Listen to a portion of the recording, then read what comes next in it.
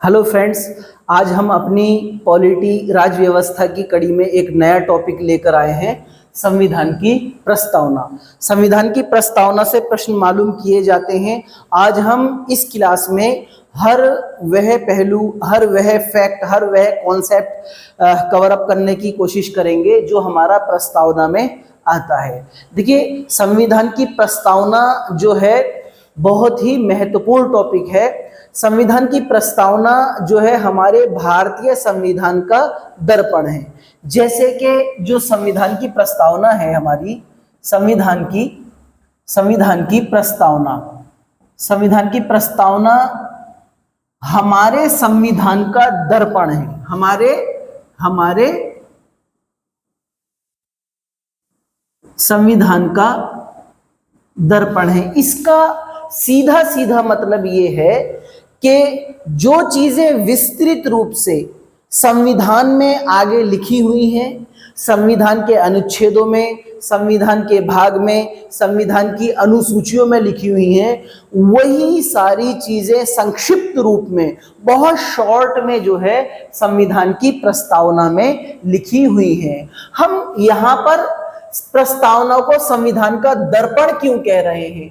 दर्पण इसलिए कह रहे हैं, संविधान के अंदर जो जो चीजें हैं वही प्रतिबिंब के रूप में हमारी प्रस्तावना में दिखाई देती हैं।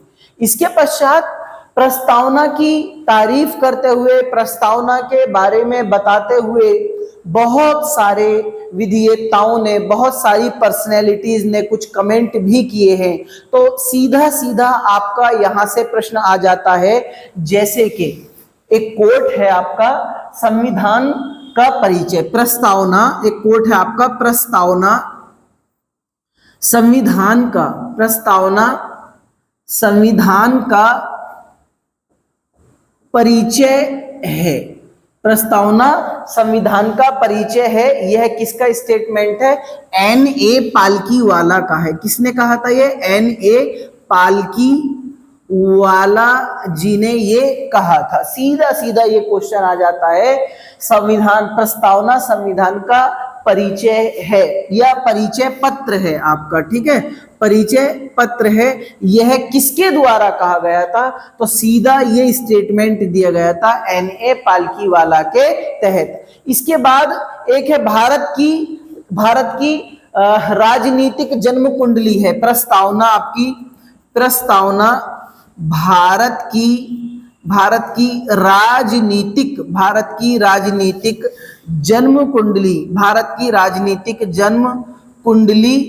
भारत की राजनीतिक जन्म कुंडली है। यह आपका किसका स्टेटमेंट है? के.एम. मुंशी जी का है। किसका है? के.एम. मुंशी जी का है, M.U.N.S.H.I. ठीक है, कन्हैयालाल माणिकलाल मुंशी जी इनका नाम था। ठीक है। तीसरा जो है हमारा, प्रस्तावना संविधान की आत्मा और शाश्वत भाग है। प्रस्तावना संविधान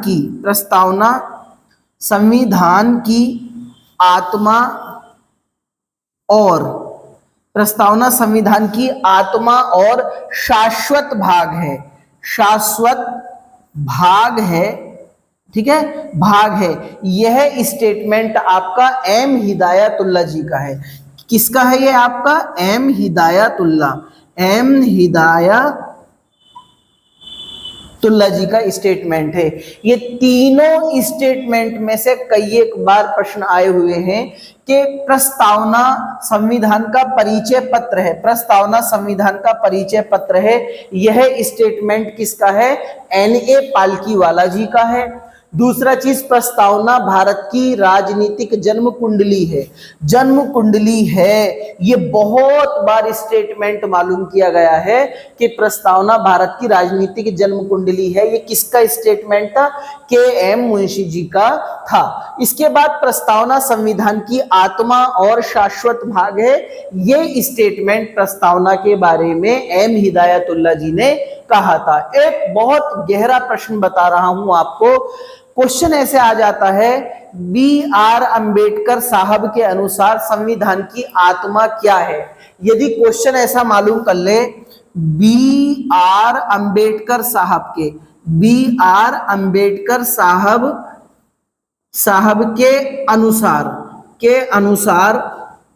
के अनुसार संविधान की आत्मा अगर मालूम कर ले तो आपको प्रस्तावना उत्तर नहीं देना, आपको अनुच्छेद आर्टिकल 32 उत्तर देना है। तो क्वेश्चन ऐसा आ जाए, बी आर अंबेडकर साहब के अनुसार संविधान की आत्मा, तो उत्तर हो जाएगा आपका अनुच्छेद 32। उस कंडीशन में संविधान की आत्मा उत्तर जो है प्रस्तावना नहीं लगाना, कब? जब बी आर अंबेडकर साहब का नाम आ जाए। ठीक है, अनुच्छेद 32 को बी आर अंबेडकर साहब ने संविधान की आत्मा और हृदय कहा है। ठीक है, अगर विदाउट बी आर अंबेडकर साहब का नाम लिए बगैर प्रश्न में मालूम कर ले कि निम्नलिखित में से भारतीय संविधान की आत्मा कौन सी है, तो उत्तर में आपका प्रस्तावना मारना है। याद रखना, अगर बी आर अंबेडकर साहब का नाम लेकर संविधान की आपको आत्मा मालूम कर ले तो अनुच्छेद 32 उत्तर मारना है। ध्यान रखेंगे, अगर अंबेडकर साहब का नाम लेकर मालूम करे आत्मा कौन है, अनुच्छेद 32। अगर अंबेडकर साहब का नाम लिए बगैर अगर आपसे मालूम करे तो उत्तर हो जाएगा आपका संविधान की आत्मा प्रस्तावना हो जाएगा। इसके पश्चात जो है हम आगे बढ़ते हैं। प्रस्तावना जो है हमारी कहां से ली गई है? हमारी प्रस्तावना हमारी किस देश से ली गई है? प्रस्तावना हमारी यूएसए, अमेरिका के संविधान से ली गई है। अगला प्रश्न यह आ जाता कि प्रस्तावना हमारी किस देश से ली गई है? किस देश से ली गई है? तो उत्तर आपका हो जाएगा अमेरिका से ली गई है। कई एक बार ये क्वेश्चन आया हुआ है। इस संविधान का जो स्रोत मैंने सेकंड लास्ट क्लास जब कराई थी तो उसमें भी आपका ये मैंने बतलाया था, प्रस्तावना किस देश से ली गई है? अमेरिका। ध्यान रखना है, अगर प्रश्न में ये आ जाए कि प्रस्तावना की भाषा कहां से ली गई है, क्या आपका प्रस्तावना की भाषा किस देश से ली गई है, तो प्रस्तावना की भाषा जो है हमारी ऑस्ट्रेलिया से ली गई है। कहां से ली गई है? आपकी ऑस्ट्रेलिया से ली गई है। अगर प्रश्न में यह आ जाए कि भाषा प्रस्तावना की किस देश से ली गई है, तो उत्तर हो जाएगा आपका ऑस्ट्रेलिया। अगर ये मालूम कर ले प्रस्तावना किस देश से ली गई है, उत्तर आपका हो जाएगा अमेरिका। उत्तर क्या हो जाएगा आपका? अमेरिका हो जाएगा। ठीक है, अगला प्रश्न ये आ जाता है प्रस्तावना। अगला प्रश्न ये आ जाता है प्रस्तावना या उद्देश्य प्रस्ताव, इसको बोलते हैं उद्देश्य प्रस्ताव संविधान सभा में किसके द्वारा प्रस्तुत किया गया था? तो जो हमारा उद्देश्य प्रस्ताव है, यह प्रस्तावना का जो प्रस्ताव है ये संविधान सभा के सामने किसने प्रस्तुत किया था? पंडित जवाहरलाल नेहरू ने। पंडित जवाहरलाल नेहरू जी ने ये उद्देश्य प्रस्ताव प्रस्तुत किया था। और किस डेट में प्रस्तुत किया था? 13 दिसंबर 1946 को प्रस्तुत किया था। 13 दिसंबर 1946 को प्रस्तुत किया था। तो प्रस्तुत करने की तारीख क्या थी आपकी? 13 दिसंबर 1946 था।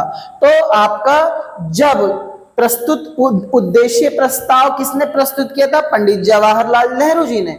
उद्देश्य प्रस्ताव किस डेट में प्रस्तुत किया था संविधान सभा के समक्ष? 13 दिसंबर 1946 को। अब संविधान सभा ने इसको कब स्वीकार कर लिया गया था? 12 जनवरी 1947 को स्वीकार कर लिया था। तो स्वीकार कब किया गया था? 12 जनवरी 1947 को। 12 जनवरी 1947 को स्वीकार कर लिया गया था। प्रस्तुत किसने किया था उद्देश्य प्रस्ताव? पंडित जवाहरलाल नेहरू जी ने। प्रस्तुत करने की तारीख या दिनांक क्या थी? 13 दिसंबर आपका 1946। स्वीकार संविधान सभा ने कब करा था? आपका स्वीकार जो किया था 12 जनवरी 1947 को स्वीकार किया गया था। इसके पश्चात अगर हम बात करते हैं, दो प्रस्तावना से संबंधित माननीय उच्चतम न्यायालय के दो केस थे, प्रस्तावना से संबंधित दो केस थे माननीय उच्चतम न्यायालय के। एक था आपका बेरूबाड़ी केस आपका, ये आपका था 1960 में आया था। और दूसरा है आपका केशवानंद भारती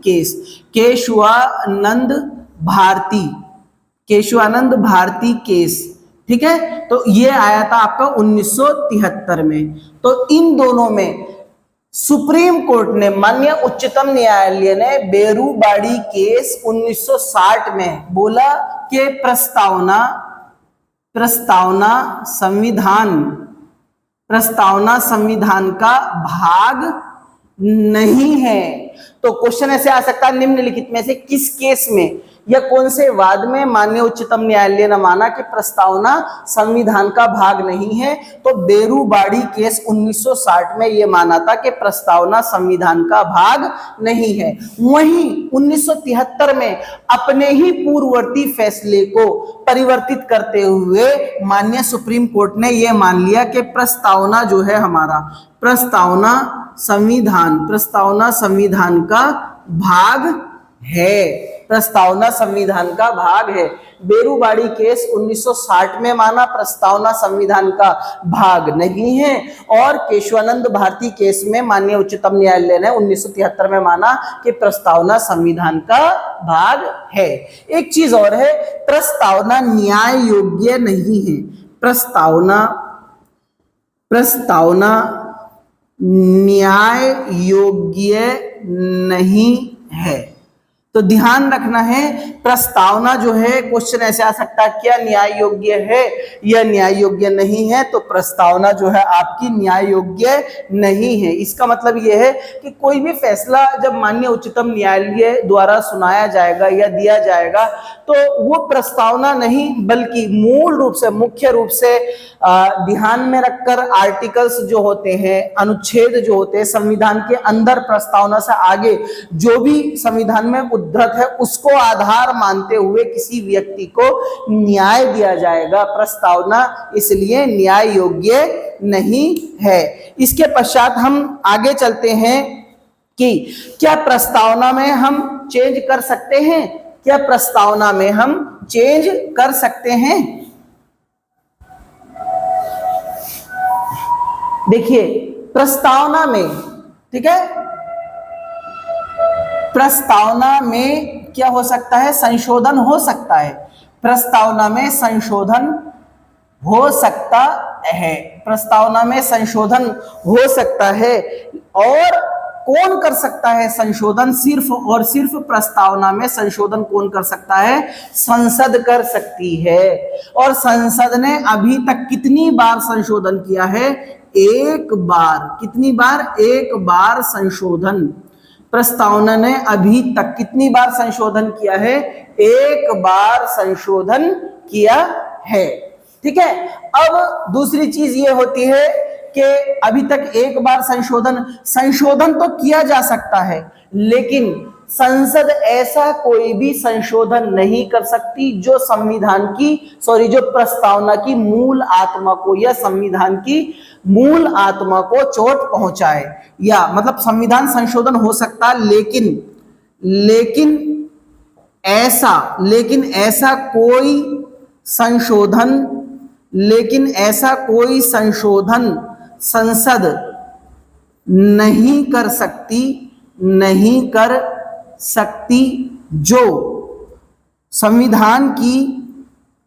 संविधान या प्रस्तावना की मूल आत्मा को चोट पहुंचाए। तो क्या है आपका? प्रस्तावना में संशोधन अब तक एक बार संशोधन हुआ है, और कौन कर सकता है? सिर्फ और सिर्फ संसद कर सकती है। संसद प्रस्तावना में संशोधन तो कर सकती है, लेकिन संशोधन वह कर सकती है, केवल उस प्रकार का संशोधन कर सकती है जिस संशोधन से संविधान की मूल आत्मा को चोट नहीं पहुंचे। और यदि हम संशोधन की बात करते हैं तो कौन से? आपका 42वें संविधान संशोधन 1976 के द्वारा, आपका जो अभी तक जो संशोधन हुआ है 42वें संविधान संशोधन, 42वें संविधान संशोधन, 42वें संविधान संशोधन के द्वारा अभी तक एक बार संशोधन हुआ है 1976 में। ठीक है, तो ये क्वेश्चन आ जाता है कि प्रस्तावना में जो एक बार संशोधन हुआ है वो किस वर्ष हुआ है? 1976 में हुआ है। दूसरी चीज, कौन से संविधान संशोधन के माध्यम से हुआ है? वो 42वें संविधान संशोधन के माध्यम से हुआ है। और इस संशोधन के माध्यम से प्रश्न में यह भी मालूम किया है कि 42वें संविधान संशोधन 1976 के माध्यम से संविधान की प्रस्तावना में कौन कौन से शब्द जोड़े गए थे या कितने शब्द जोड़े गए थे। तो ध्यान रखना है, इस संशोधन से 3 नए शब्द जोड़े गए थे। कुल कितने शब्द जोड़े गए थे? 3 नए शब्द जोड़े गए थे। पहला शब्द था समाजवाद या समाजवादी, समाजवादी शब्द जोड़ा था। दूसरा क्या है आपका? दूसरा क्या है? अखंडता शब्द जोड़ा गया था, समाजवादी शब्द जोड़ा गया था, दूसरा अखंडता शब्द जोड़ा गया था, और तीसरा जो है इसके पश्चात अगर हम बात करते हैं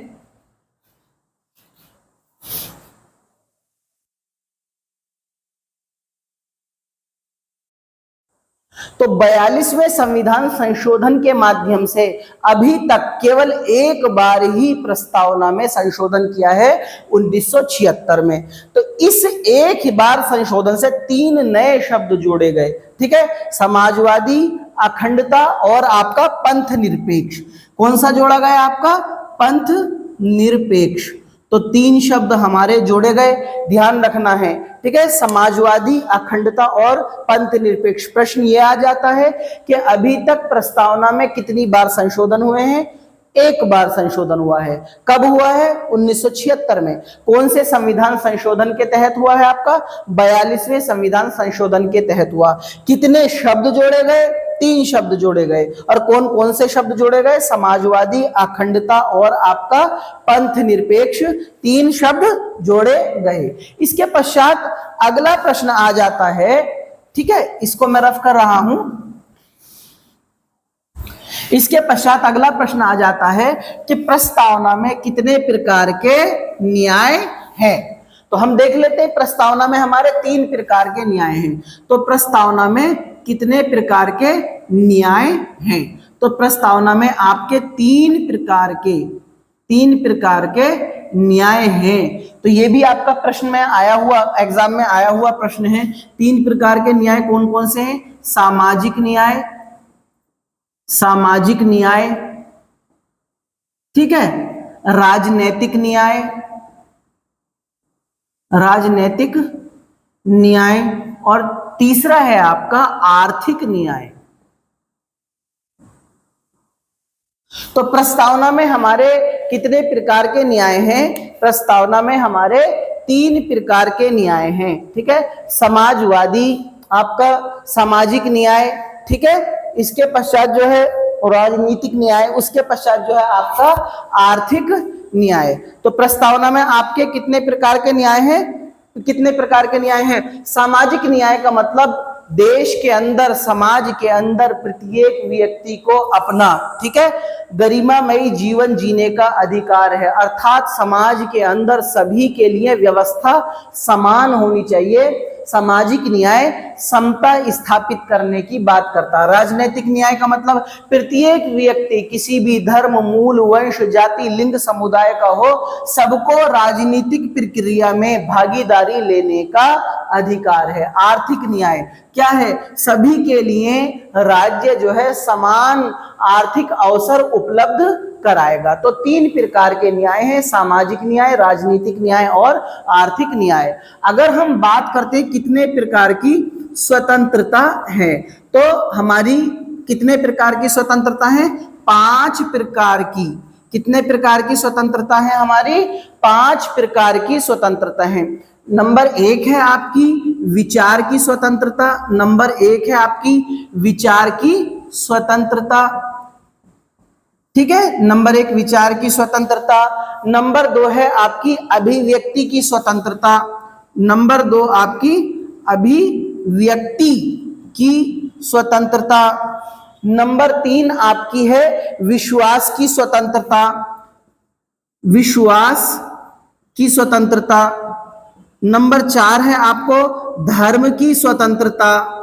धर्म की स्वतंत्रता। नंबर 5 है आपकी उपासना की स्वतंत्रता। नंबर 5 है आपकी उपासना की स्वतंत्रता। देखो अब थोड़ा थोड़ा इनको देख लेते हैं, इनका अर्थ क्या है। देखो, देश के अंदर नागरिक कोई भी विचार करे, राज्य उस पर प्रतिबंध नहीं लगा सकता। आप क्या सोच रहे हैं, मैं क्या सोच रहा हूं, राज्य उस पर प्रतिबंध नहीं लगा सकता। हाँ, अगर हम और आप गलत सोच रहे हैं और उस गलत सोचने विचारने को एक्शन में लेकर आए, कृत्य करें, और वो गैर वैधानिक है, संवैधानिक नहीं है, तो निश्चित रूप से राज्य हमें दंडित करेगा।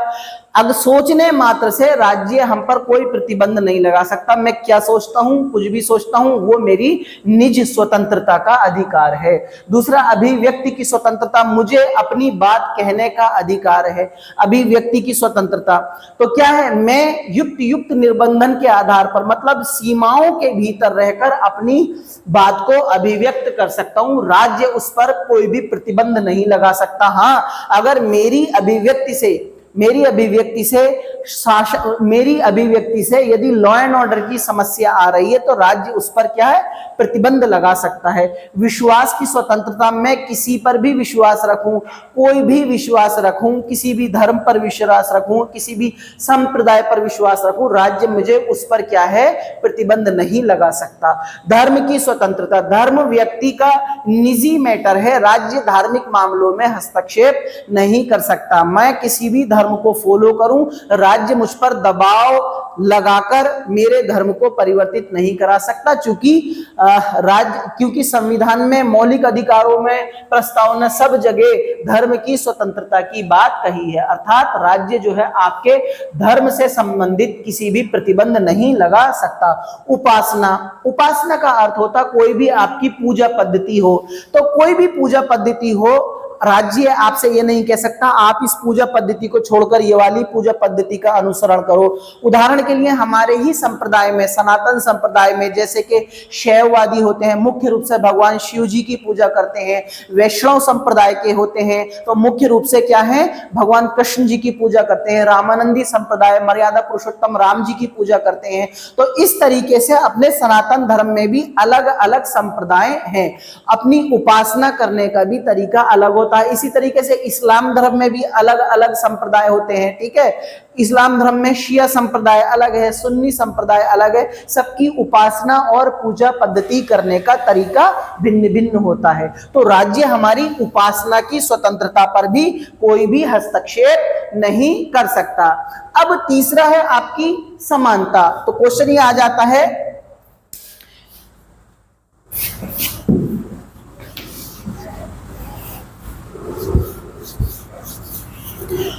प्रश्न ये मालूम कर लिया जाता है कि प्रस्तावना में कितने प्रकार की समानता है। प्रस्तावना में कितने प्रकार की समानता, कितने प्रकार की समानता है, ये भी आपका एग्जाम में आया हुआ है। तो हमारी 2 प्रकार की समानता है। एक तो आपकी पहली है अवसर की समानता, और दूसरी है आपकी प्रतिष्ठा की समानता। प्रतिष्ठा की समानता। तो आपकी प्रस्तावना में दो प्रकार की समानता है, अवसर की और प्रतिष्ठा की। अवसर की समानता का मतलब यह है, देखियो आपका अनुच्छेद 16 भी कहता है लोक नियोजन में अवसर की समानता, अर्थात कोई भी लोक नियोजन या सरकारी भर्ती निकलती है, सभी लोगों के लिए, सभी अभ्यर्थियों के लिए समान नियम होते हैं। हाँ, जो आरक्षण की व्यवस्था है वो एक अलग मैटर है, लेकिन मान लीजिए एसआई में सबके लिए समान दौड़ है, समान एग्जाम है, कट ऑफ कितनी जाए वो एक आरक्षण का मुद्दा अलग है। तो सबके लिए कोई भी नियुक्ति होती है, चयन प्रक्रिया होती है, समान नियम रहते हैं। ऐसा नहीं कि एक व्यक्ति के लिए अलग नियम होंगे भर्ती के लिए, दूसरे व्यक्ति के लिए अलग नियम होंगे। तो अवसर की समानता, ठीक है। प्रतिष्ठा की समानता, तो राज्य किसी भी व्यक्ति की प्रतिष्ठा के साथ खिलवाड़ नहीं कर सकता, ठीक है। प्रतिष्ठा के मान मर्यादा के साथ खिलवाड़ नहीं कर सकता राज्य। फिर बंधुत्व, अगला क्या है, प्रस्तावना में कितने प्रकार के बंधुत्व है। प्रस्तावना में बंधुत्व, आपका बंधुत्व जो है आपका वो एक ही प्रकार का बंधुत्व है, एक प्रकार का बंधुत्व है, भ्रातृत्व, एक प्रकार का बंधुत्व है। प्रस्तावना में आपके दो प्रकार की समानता है, ठीक है। 5 प्रकार की स्वतंत्रता है, 3 प्रकार के न्याय हैं, ठीक है। इसके पश्चात प्रस्तावना में बहुत सारे शब्द हैं, उनका एक्सप्लेनेशन मालूम कर लेता है आपका। जैसे कि क्वेश्चन ऐसे आ जाता है कि प्रस्तावना में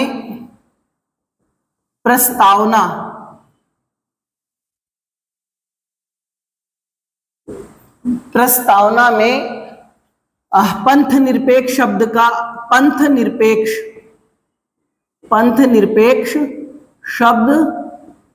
का क्या अर्थ है, इस तरीके से क्वेश्चन मालूम कर लेता है। और आपको क्या है, 4 ऑप्शन दे दिए जाएंगे, राइट। आपको क्या है, 4 ऑप्शन दे दिए जाएंगे कि प्रस्तावना में पंथ निरपेक्ष शब्द आया है, उस पंथ निरपेक्ष शब्द का क्या मतलब है।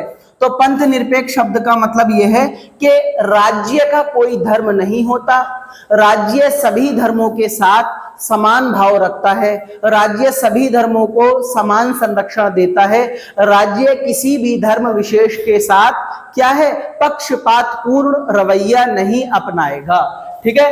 राज्य का कोई भी धर्म नहीं है, राज्य सभी धर्मों को समान संरक्षण प्रदान करेगा, राज्य की नजरों में सभी धर्म समान है, राज्य किसी धर्म विशेष को बढ़ावा देने के लिए प्रयास नहीं करने का। तो पंथ निरपेक्ष का अर्थ यह है। इसके पश्चात जो है आपका अगला प्रश्न मालूम कर लेता है कि प्रस्तावना में, ठीक है, पंथ निरपेक्ष का मतलब समझ गए, राज्य का कोई धर्म नहीं होता, राज्य का कोई धर्म नहीं होता, राज्य किसी भी धर्म के साथ पक्षपात पूर्ण रवैया नहीं अपना सकता, राज्य सभी धर्मों को समान नजरों से देखेगा। तो पंथ निरपेक्षता का मतलब आपका ये हो गया। तो क्वेश्चन ऐसे आ जाएगा, प्रस्तावना में पंथ निरपेक्ष शब्द का प्रयोग हुआ, निम्नलिखित में से 4 ऑप्शन दिए होंगे, पंथ निरपेक्षता का अर्थ क्या है, आप कर लेंगे। इसके पश्चात जो है आपका गणतंत्र शब्द का अर्थ मालूम कर लेता है, इसके पश्चात जो है आपका गणतंत्र शब्द का अर्थ मालूम कर लेता है। गणतंत्र, क्वेश्चन ऐसे आ जाएगा, प्रस्तावना में गणतंत्र शब्द का प्रयोग किया गया है, गणतंत्र शब्द का निम्न विकल्पों में से, चारों ऑप्शनों में से क्या अर्थ है। तो गणतंत्र का मतलब यह है कि देश का सर्वोच्च पद जो होता है, देश का सर्वोच्च पद, जैसे कि सर्वोच्च पद अपना राष्ट्रपति होता है, तो देश का सर्वोच्च पद क्या है, वंशानुगत नहीं होगा, बल्कि जो देश का सर्वोच्च पद है वह निर्वाचन के माध्यम से चुना जाएगा, ठीक है। तो क्वेश्चन ऐसा आ जाए कि प्रस्तावना में गणतंत्र शब्द का उपयोग किया गया है, तो गणतंत्र का निम्नलिखित में से क्या अर्थ है, 4 ऑप्शन दिए हुए हैं। तो गणतंत्र का मतलब यह है देश का जो सर्वोच्च पद है वो वंशानुगत नहीं होने का, निर्वाचन द्वारा चुना जाएगा। जैसे कि अपने राष्ट्रपति वंशानुगत नहीं रहते, ठीक है, तो वो निर्वाचन के माध्यम से चुने जाते हैं। तो ये आपका गणतंत्र का अर्थ हुआ। इसके पश्चात अगर हम देख लेते हैं संपूर्ण प्रभुत्व संपन्न, प्रस्तावना में एक शब्द हुआ है संपूर्ण प्रभुत्व संपन्न। क्या है आपका प्रस्तावना में एक शब्द है संपूर्ण प्रभुत्व, संपूर्ण प्रभुत्व संपन्न। ये भी क्वेश्चन आया हुआ है कि प्रस्तावना में संपूर्ण प्रभुत्व संपन्न शब्द का क्या अर्थ है निम्नलिखित में से, तो 1 2 3 4, ठीक है। तो संपूर्ण प्रभुत्व संपन्न का मतलब जो है जब कोई राष्ट्र, कोई भी देश अपने आंतरिक तथा बाह्य फैसले, ठीक है, बिना किसी अन्य देश के दबाव के करता है, उस देश को हम संपूर्ण प्रभुत्व संपन्न देश कहते हैं या सॉवरेन देश कहते हैं। अगर कोई देश अपने आंतरिक तथा बाह्य फैसले किसी दूसरे देश के दबाव में आकर कर रहा है, उसको हम संपूर्ण प्रभुत्व संपन्न नहीं बोलेंगे। जैसे कि भारत, तो भारत अपने आंतरिक तथा बाह्य फैसले, विदेश नीति से संबंधित सारे फैसले जो हैं स्वतंत्र रूप से बिना किसी दूसरे देश के दबाव के मुक्त, बिना किसी दूसरे देश के दबाव मुक्त होकर करता है, इसलिए भारत एक संपूर्ण प्रभुत्व संपन्न राष्ट्र है। इसके पश्चात अगर हम बात करते हैं, अगला शब्द है आपका समाजवादी। तो क्वेश्चन ऐसे आ जाएगा कि प्रस्तावना में समाजवादी शब्द का प्रयोग हुआ है, इसका निम्नलिखित में से क्या अर्थ है, समाजवादी या समाजवाद, ठीक है। इस शब्द का मतलब क्या है, प्रस्तावना में समाजवादी या समाजवाद शब्द का अर्थ क्या है। देखो समाजवाद शब्द, समाजवादी एक विचारधारा है, जैसे कि डॉक्टर राम मनोहर लोहिया, जयप्रकाश नारायण जी जो हैं आपके समाजवादी विचारधारा के प्रबल समर्थक थे। तो समाजवादी विचारधारा, 2 विचारधाराएं होती, समझ लीजिए, एक समाजवादी विचारधारा, एक साम्यवादी विचारधारा। तो पहले समाजवादी समझ लेते हैं। समाजवादी विचारधारा का मतलब होता है यह विचारधारा समाज में समानता स्थापित करने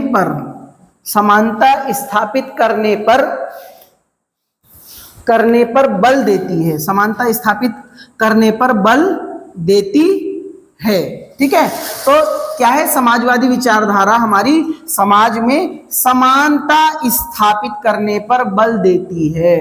तो ध्यान रखना है हमारे समाज में क्या है हमारा समता मूलक समाज होना चाहिए। समता मूलक समाज का मतलब समाज में अमीर और गरीब में बहुत ज्यादा अंतर नहीं होना चाहिए। हालांकि हो क्या रहा है, हमारे समाज में अमीर और अमीर होता चला जा रहा, गरीब और गरीब होता चला जा रहा। तो अमीर और गरीब के बीच का जो खाई है, गैप है, वो बढ़ता चला जा रहा है। तो समाजवादी विचारधारा ये कहती है अमीर और गरीब के बीच अंतर नहीं होना चाहिए। इसका मतलब उदाहरण से मैं बताता हूं, अगर अमीर का बच्चा एक अच्छे स्कूल में पढ़ रहा है तो एक रिक्शा चालक का बच्चा भी अच्छे स्कूल में पढ़ना चाहिए। अमीर का अगर स्वास्थ्य सेवाएं, अमीर के इलाज जो है बड़े अच्छे अस्पताल में हो रहा, तो एक रिक्शा चालक के भी, एक मजदूर का भी इलाज अच्छे अस्पतालों में होना चाहिए। तो ये क्या है, समाजवादी का अर्थ है समानता स्थापित करना। समाजवादी विचारधारा समानता स्थापित करने के लिए हिंसा का विरोध करती है।